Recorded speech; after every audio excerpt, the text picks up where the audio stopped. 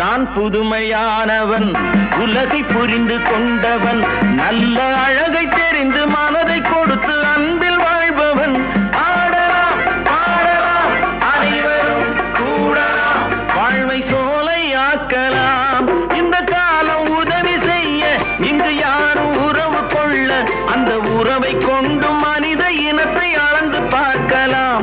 இசையிலே மிதக்கலாம், எதையுமே மறக்கலாம்.